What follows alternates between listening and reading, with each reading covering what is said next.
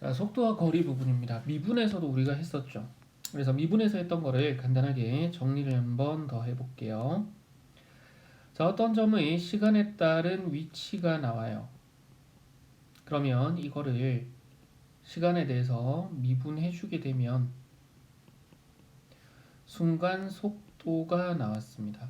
어떤 시간에서의 순간적인 속도죠. 자, 여기다가 절대값을 붙입니다. 그러면 속도의 절대값이 붙고 얘가 속력이 됩니다.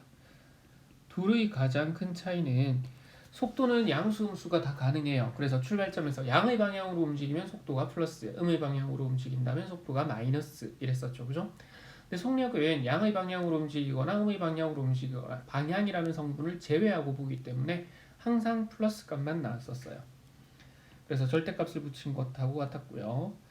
자, 속도에다가 다시 얘를 시간에 따른 속도를 미분해버리면 그러면 가속도가 나왔죠.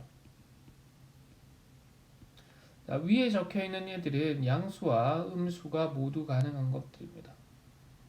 네, 밑에 적혀있는 속력이라는 것은 항상 양수만을 가지게 되죠.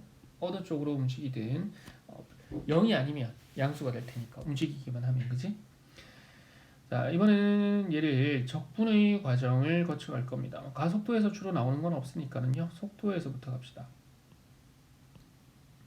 속도를 적분을 해요. 그러면 뭐가 나오냐 하면 위치의 변화량이 나옵니다. 위치의 변화량이 나오고요. 우리는 이걸 줄여서 변위라고 이야기하기도 합니다. 그 다음에 속도에다가 절대값을 붙여가지고 얘를 양수로 다 만들었어요. 그래서 속력을 똑같이 적분을 하게 되면 뭐가 나오냐 하면 이동 거리가 나와요. 이동 거리는 방향에 대한 개념이 없기 때문에 여기 위치 변화량은 양수일 수도 있고 음수일 수도 있어요. 근데 이동 거리는 항상 양수만 나옵니다. 자, 뭔 말인지 간단하게 예를 하나 들어서 정리를 한번 더 해보고 결론을 하나 추가를 합시다.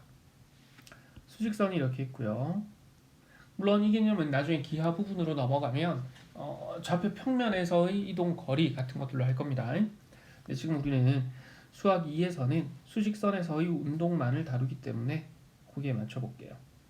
자, 여기가 원점이고요.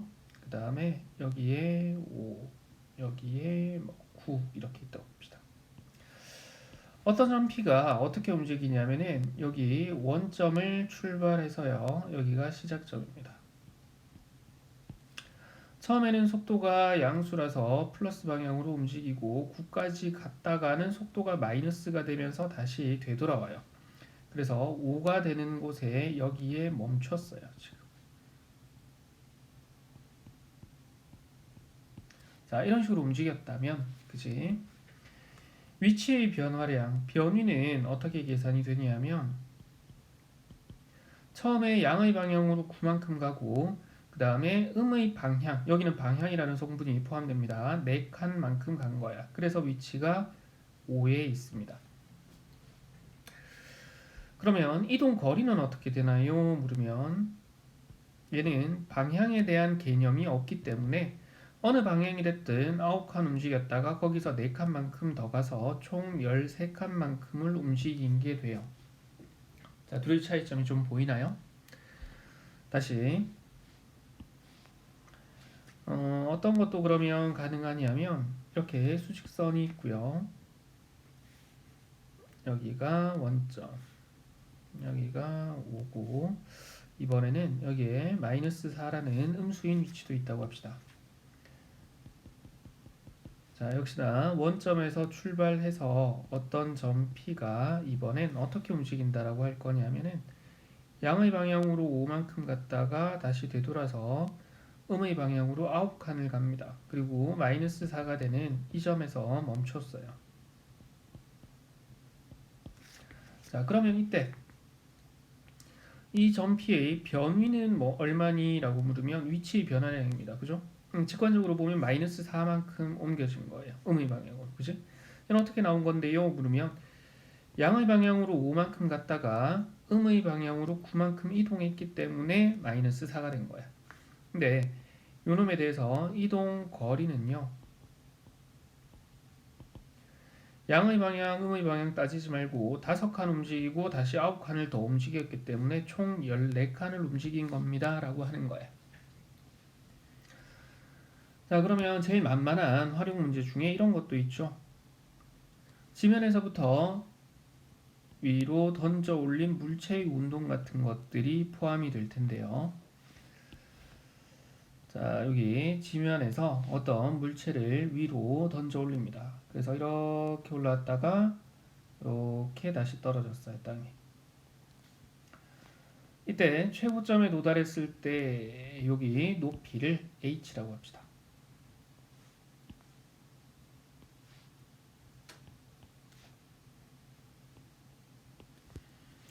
그러면 니네한테 변위를 물으면 이 물체는 위치가 어떻게 바뀌었니? 라고 물으면은 빵이죠. 움직인 게 없어요.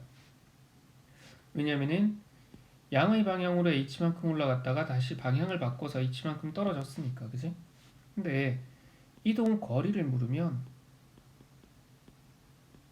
방향에 관계없이 h만큼 두 번 움직였으니까 2h가 되는 거예요. 자, 이런 식입니다. 그래서 결론적으로 우리가 지금 앞 챕터에서 정적분을 했는데요. 그죠? 위치의 변화, 변위를 물으면 그냥 정적분을 해주면 됩니다. 우리가 배워서 알고 있다시피 정적분은 양수일 수도 있고 음수일 수도 있어요. 그죠? 근데 이동 거리를 물으면 얘는 정적분에서 정적분을 이용한 도형의 넓이를 구했던 것과 같다라고 생각해 주시면 돼요. 됐죠? 미분에서처럼 역시나 수학이기 때문에 복잡한 물리학적인 개념을 요구하지는 않습니다. 그래서 간단하게 1번 문제부터 하나씩 보면서 어떤 문제가 나오는지를 좀 보면 그나마 좀 거부감이 적을 수도 있을 것 같기는 해요. 원점에서 출발하여 수직선 위로 움직이는 점P의 t초 후의 속도가 나와 있습니다. 속도가 시간에 따른 이 속도는요 8-의 4t입니다. 이 문제랑은 크게 상관이 없긴 하지만 그래도 한번 그려볼까요? 자, 이런 좌표축이 있고요. 여기가 t축, 여기가 속도축입니다. 0이면 8이니까 양수 8에서부터 시작이겠죠? 시간이 음수일 수는 없으니까, 그치? 그 다음에 t가 2가 될 때 0입니다. 아이고, t축을 선생님이 너무 길게 그렸네. 오른쪽 아래쪽으로 내려가는 직선 하나가 그래서 요딴 식으로 그려지면 돼요. 그죠? 자, 그러면은 이 물체는 출발했을 때는 양의 방향으로 움직일 겁니다. 그리고 2초가 됐을 때 멈췄겠죠. 속도가 0이니까. 그리고 속도가 마이너스가 되죠. 그래서 2가 됐을 때 멈췄다가 양의 방향으로 움직이다가 음의 방향으로 움직이게 되니까 아, 이때 운동 방향이 반대이구나 라고 생각할 수 있어요.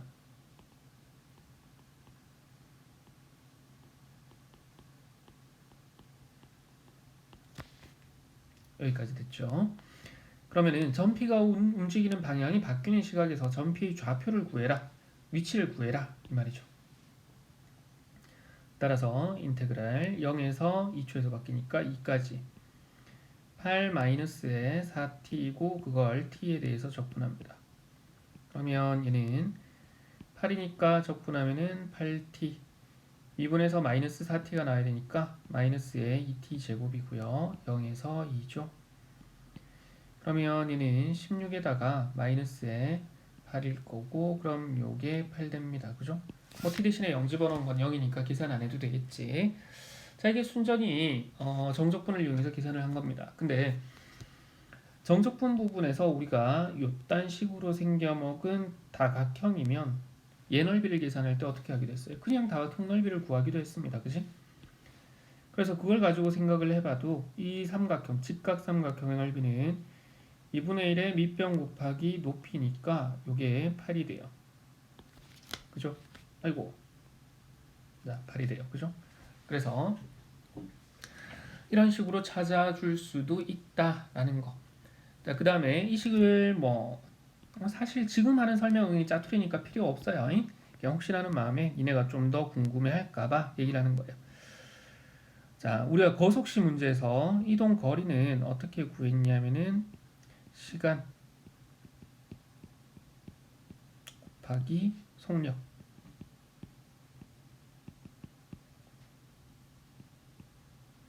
이렇게도 되죠. 그래서 이 삼각형의 넓이를 구하는 과정에서 밑변에 해당되는 게 시간, 높이에 해당되는 게 속력이니까 이런 식으로도 정리를 할 수는 있지만 굳이 여기까지는 필요가 없을 것 같습니다. 우리는 어디에 포인트를 맞춘다?